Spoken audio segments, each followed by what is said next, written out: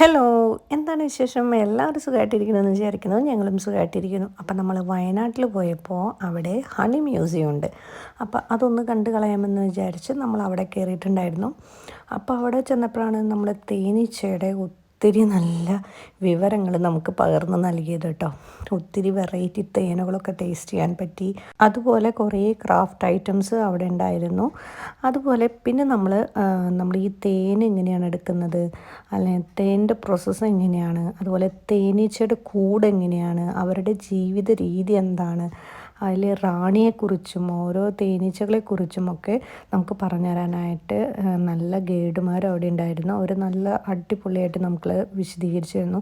അപ്പോൾ അവിടെ തന്നെ ഇങ്ങനെ ഉണ്ടാക്കി വെച്ചേക്കാണ് തേനീച്ചയുടെ കൂട് പോലെയാണ് ഓരോന്നും സെറ്റ് ചെയ്തിട്ടുള്ളത്. പലതരം വെറൈറ്റി തേനുകൾ, പിന്നെ തേനീച്ചയുടെ വാക്സ്, അങ്ങനെ ഒത്തിരി സംഭവങ്ങളുണ്ട്. അപ്പോൾ അതാരും കാണാൻ മറക്കരുത്. Thank you.